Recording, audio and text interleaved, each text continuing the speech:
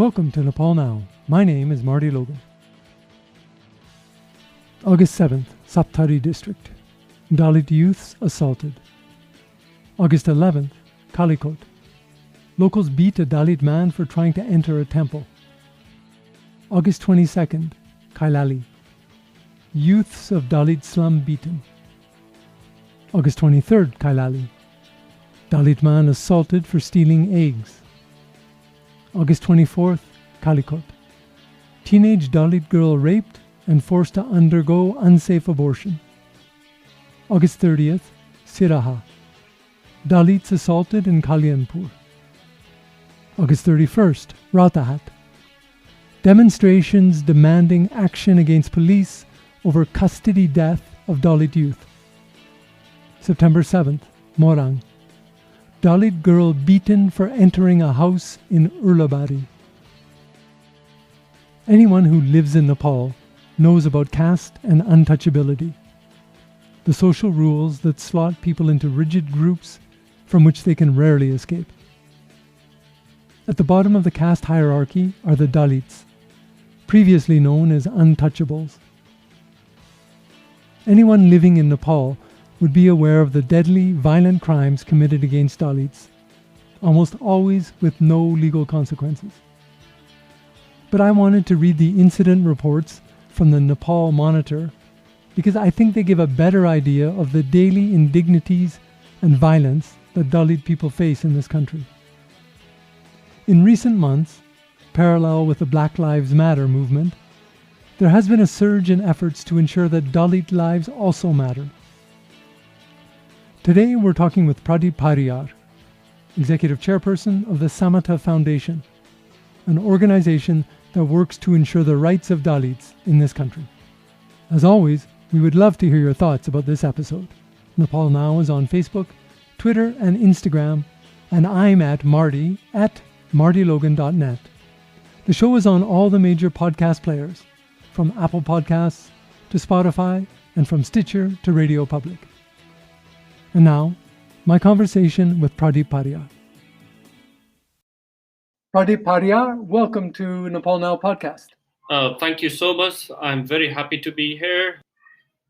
So as you know, there have been a number of incidents against Dalit people during the lockdown. One report that came out talked about cases of physical violence, I think between March and June, but even more than that, there have been some high-profile killings.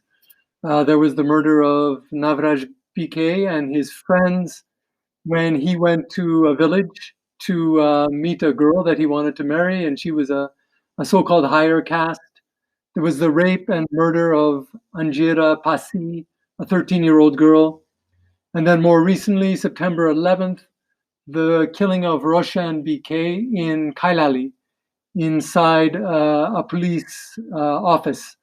So there have been arrests in the Navraj BK case, but are you hopeful that there will be prosecutions in this case or in any of the other cases? How I'm saying this time, there is one quote in English: things are going to get worse before they become better. So I think this is one of the worst time in our history, especially this untouchability issues has arise after the pandemic happened. This 5 years, we have a new constitution, and then this 5 months, there is more than 20 cases, killing cases happen from the state and as well as non-state actors both. So in this situation where now this resistance time, so people are resisting for their rights and for their dignity. So if you are talking about the case of Rukum or Angira Pasi or Roshan BK, and there is a new cases in Janakpur, Shambhusada, and Rohtard in Vijayram Chama. There's many cases arise these times. In May, when this Rukum incident happened, I was in the Parliament Human Rights Committee, and then there were Home Minister, Police Chief, and then Attorney General, and then other dignitaries and Parliament member and Home Secretary, everyone there. and they don't have a feeling of this is very important happening somewhere in Nepal. We need to respond very quickly. They don't have a emotion on these issues. When I felt in that parliament committee, they are not taking these issues seriously. So this is happening because somewhere in Rukum, and then who knows Navraj Bike and his friends, they don't care about them. What care about is their position, their power, and they're not delivering anything. Justice system is very lengthy process here in Nepal. So we have Untouchability Act from 2011. After that, more than 50 cases happen, but the justice maybe, if I'm not wrong, there's only one cases got justice, and fortunately, and that judge was from Dalit community.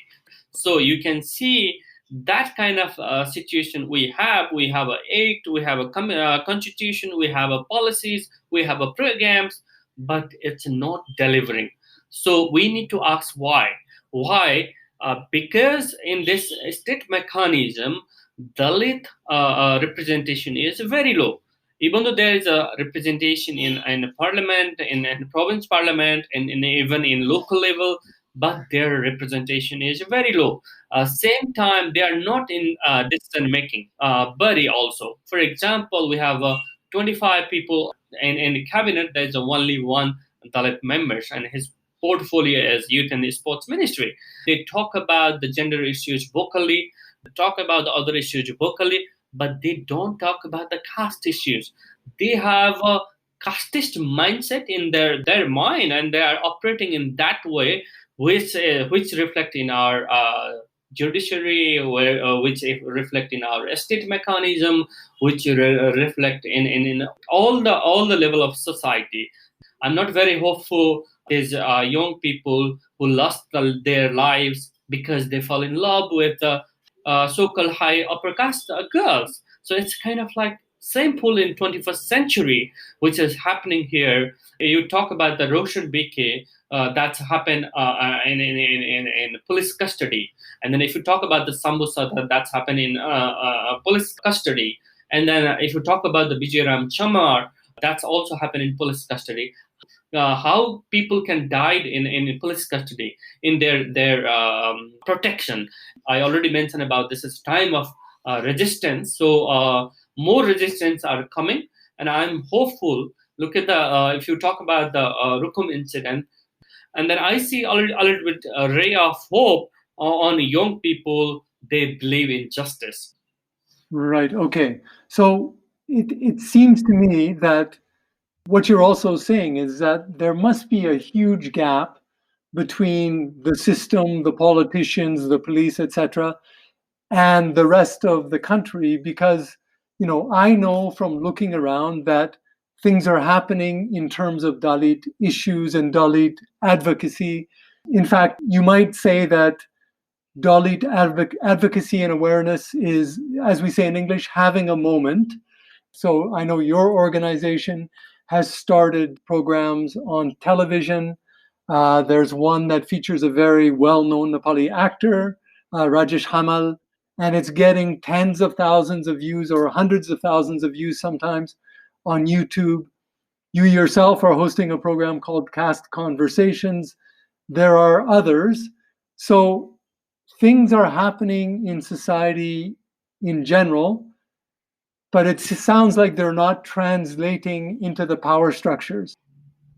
After the Rukum incident, what we realize is our young people, they are ready to marry. They can fall in love with high caste girls or so-called lower caste boys.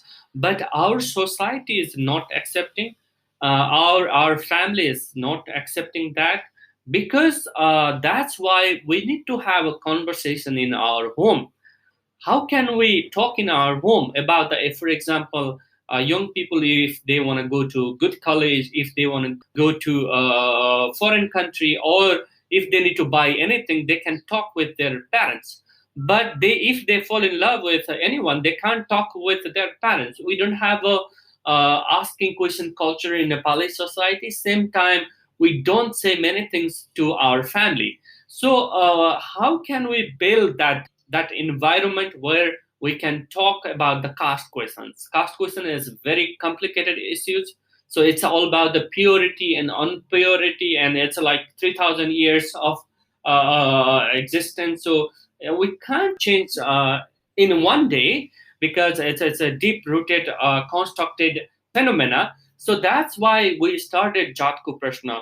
For example, you talk about the millions people people are watching this, and I got one email from Canada, and then the young boy, he fell in love with the so-called untouchable caste groups. How can he negotiate with his family? That's a very important question. So, and he's asking for advice. One thing I want to highlight from your program, many people are thinking this is Dalit issues. This is not only Dalit issues, this is a non-Dalit issues. Those who are deliberately practicing this discrimination, that's their problem. Why they are doing this? That's an important question for them. Actually, this is not Dalit problem. It's actually their non-Dalit problem. Second, you need to, especially non-Dalit fellow friends, you need to think about the privilege you are getting as a non-Dalit. So you have a environment for getting an education, you have an environment of getting a job opportunity, you have an environment of getting state resources. Look at the bureaucracy, look at the state mechanism, look at the our cabinet, look at the parliament. Everywhere, so-called non-Dalit, high caste, male, Brahmin, everywhere. So their population is very low, but they are everywhere.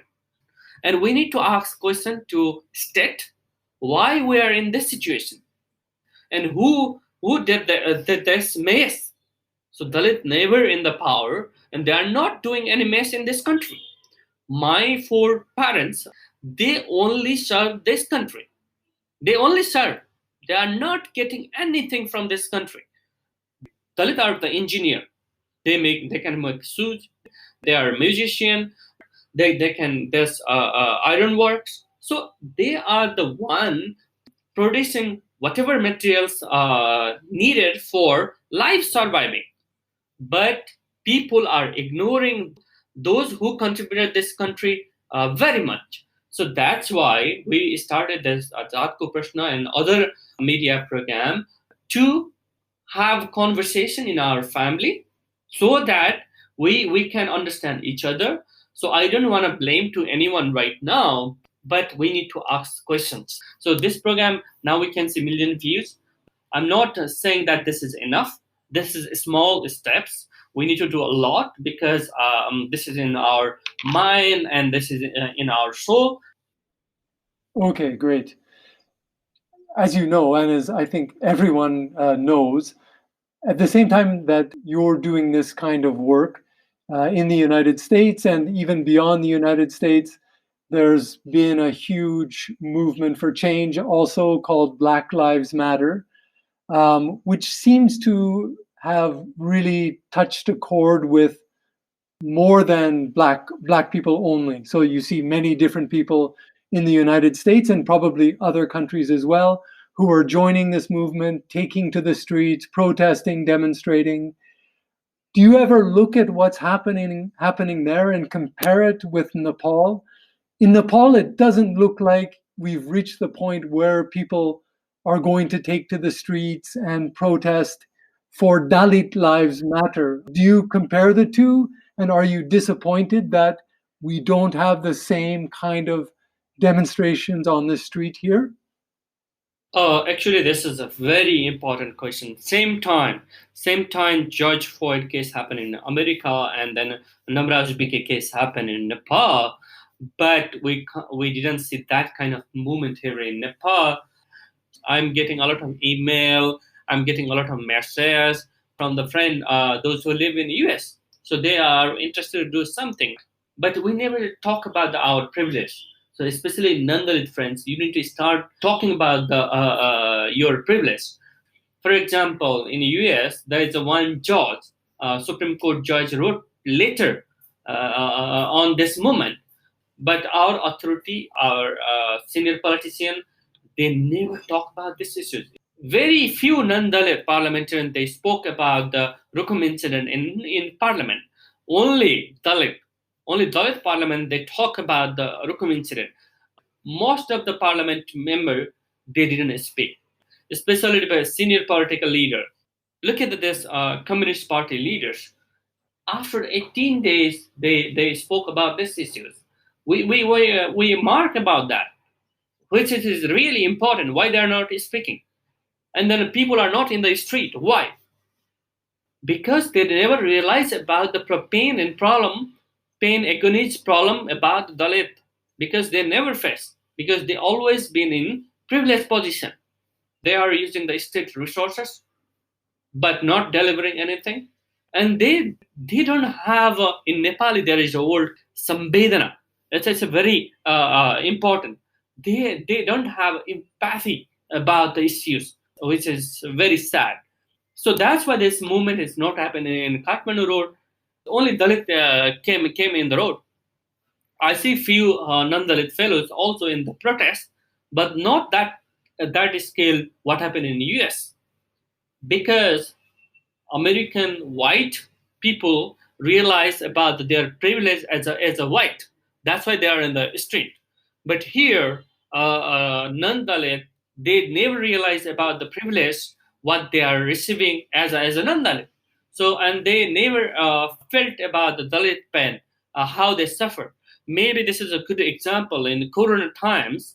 So everyone locked down, and then people can't touch each other. So this untouchability practiced in South Asia from 3,000 years, and then we faces this discrimination from 3,000 years, and then now other people also can think and realize a little bit after the Corona pandemic.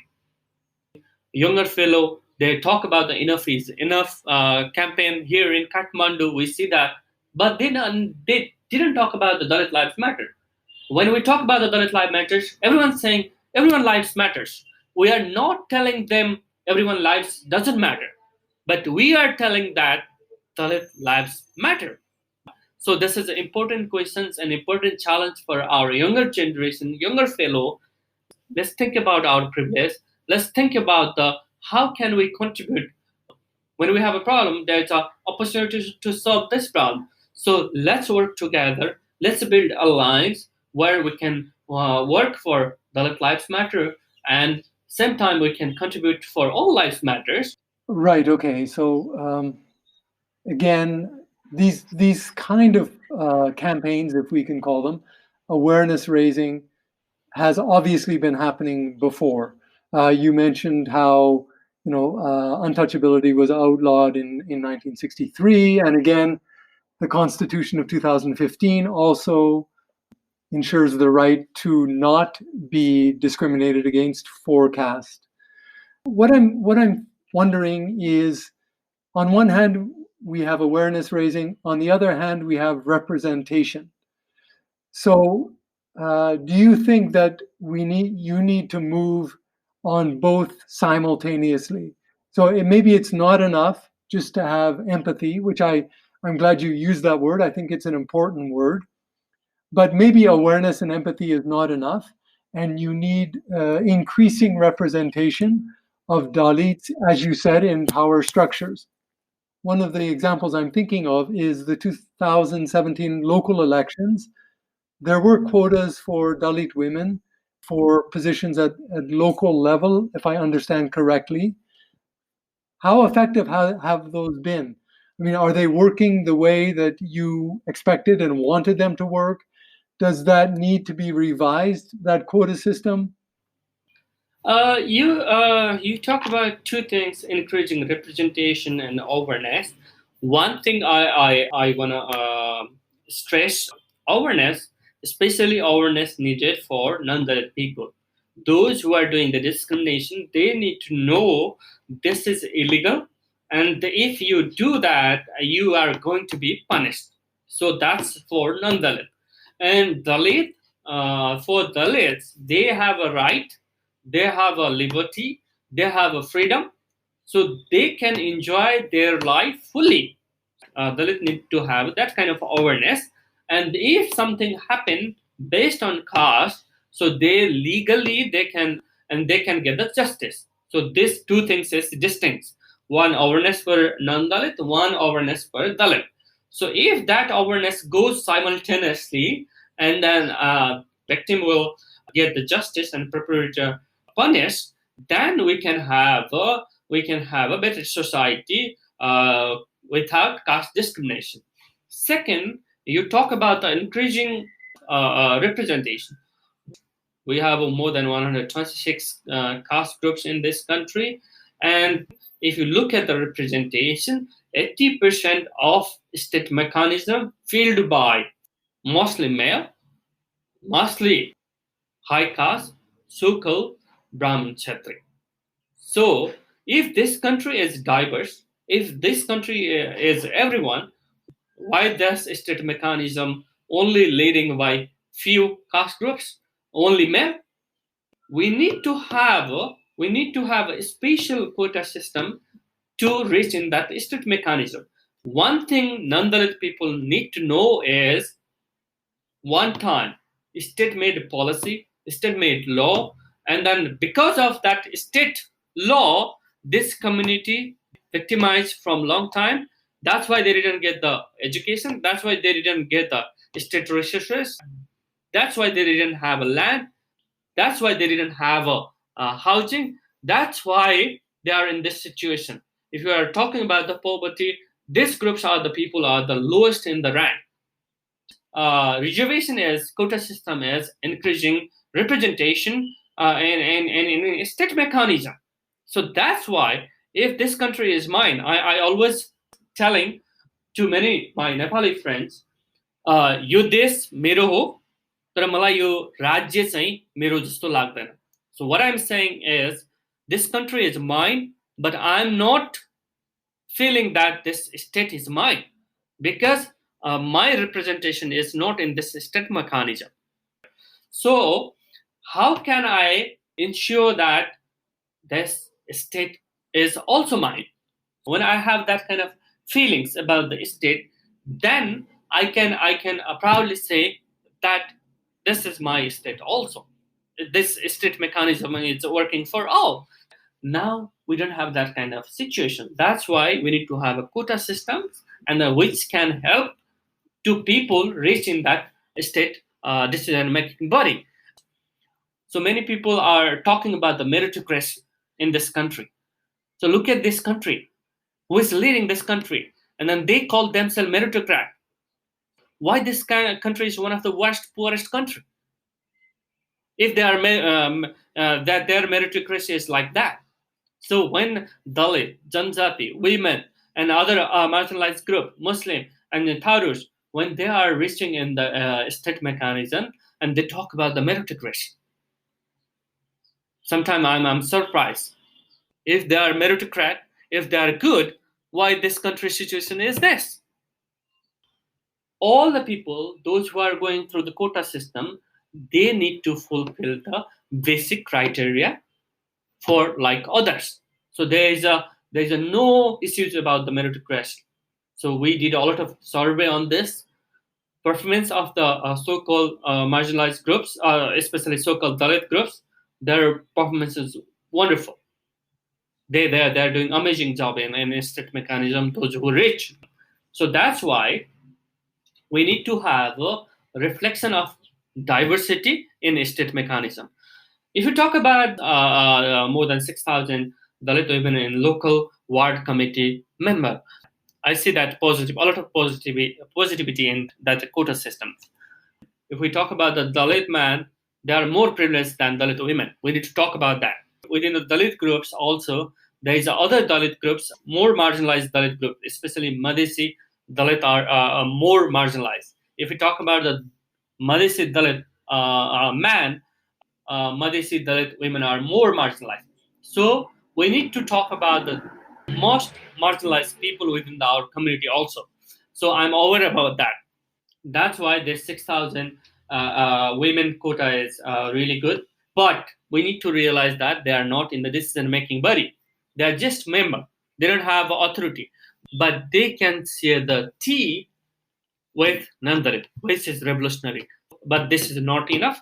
We need to have representation in state all the mechanism, not only the ward level, especially in the decision making body, especially in the cabinet. Look at the 7 province government. We don't have a single Dalit minister in province.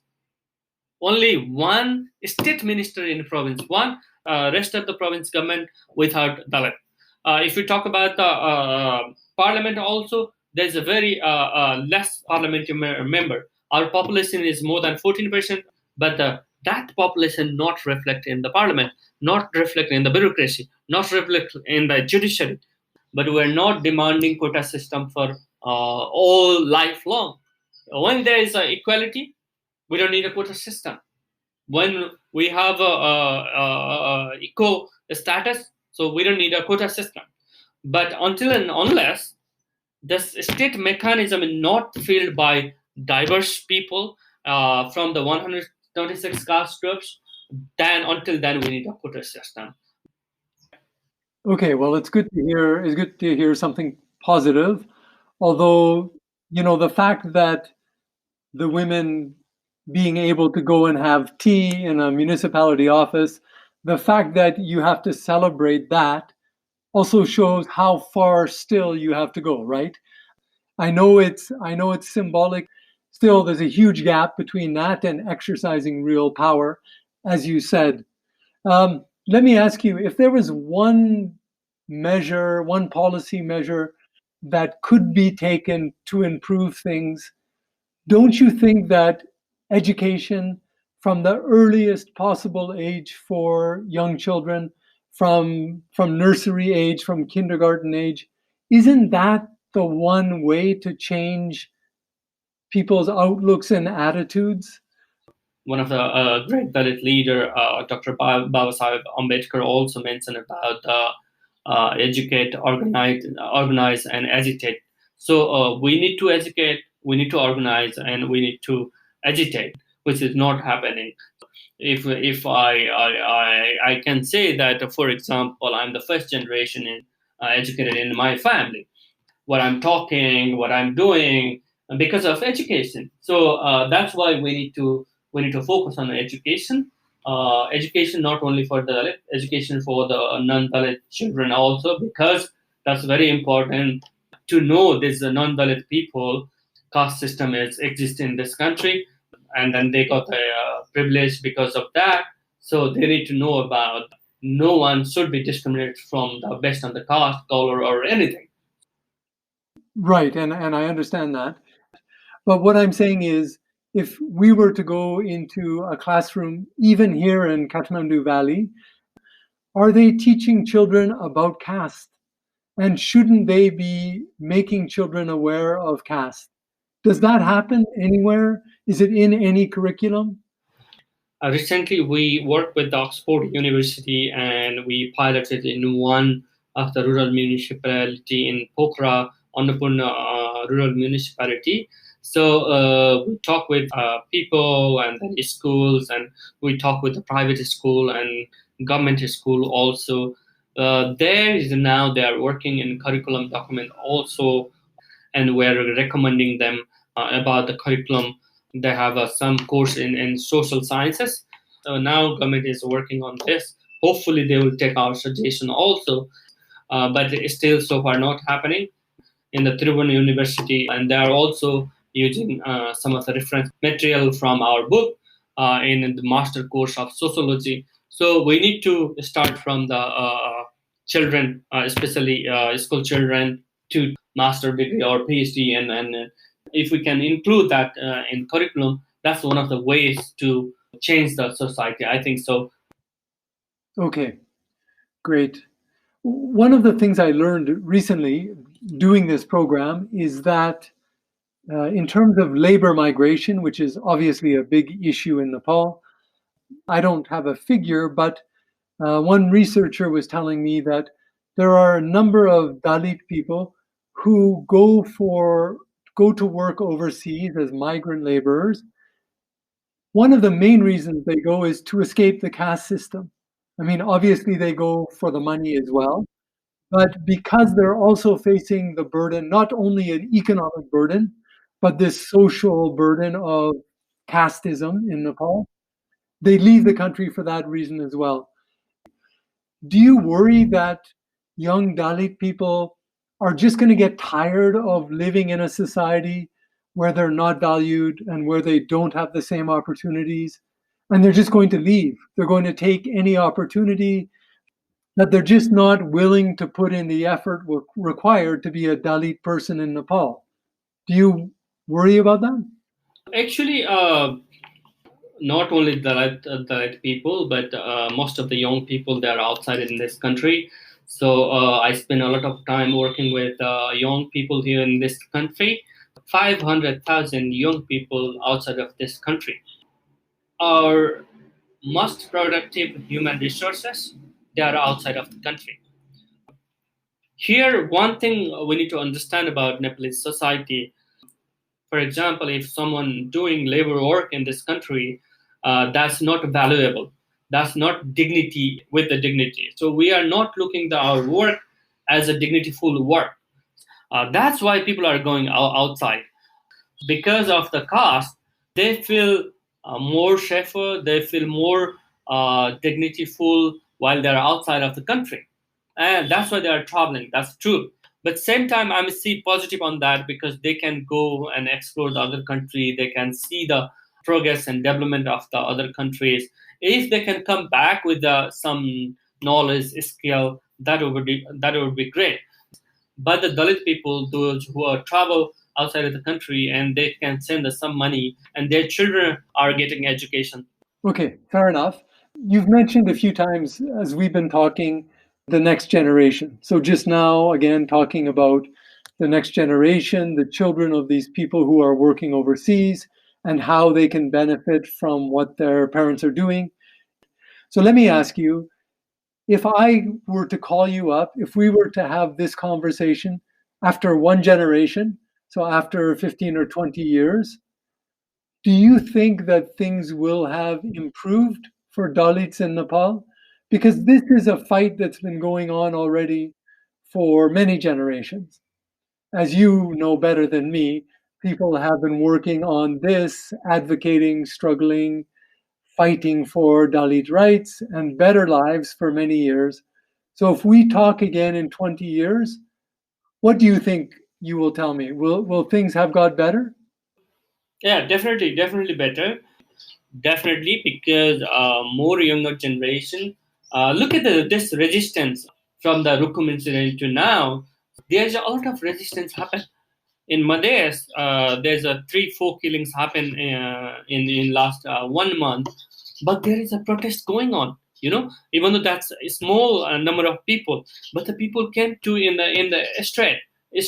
So that's one of the symbol of resistance, because in Madhesi Dalit, they couldn't raise the louder voice to the landlord or other non-Dalits. But Madhesi Dalit also can resist on these issues, means there is a lot of progress signs. And then beginning also, I said that things are going to get worse before they become a better. So now we're in this situation. Things will be become a better, but we need to do a lot of things in between. We need to work so hard for that. Definitely, I see a lot of positive signs within the 20 years. If we have another conversation, I see there will be a lot of progress. Okay, thank you very much. That's a very positive response. Maybe, who knows, maybe I will have the chance to call you in 20 years. And I certainly hope that what you forecast will be correct. And I hope things do improve. In a lighter note, I can say you can have a conversation with me as a prime minister. Okay, so when you become prime minister, don't forget, because you will be a very busy person, and you have to remember my name when I call you. Yeah, sure. But this is in a lighter note. Pradip, thank you very much for talking to me today. I think I learned a lot. I'm more optimistic than I was before we talked about the situation for Dalits in Nepal, and I wish you all the luck in your work. Thank you so much. Thank you very much.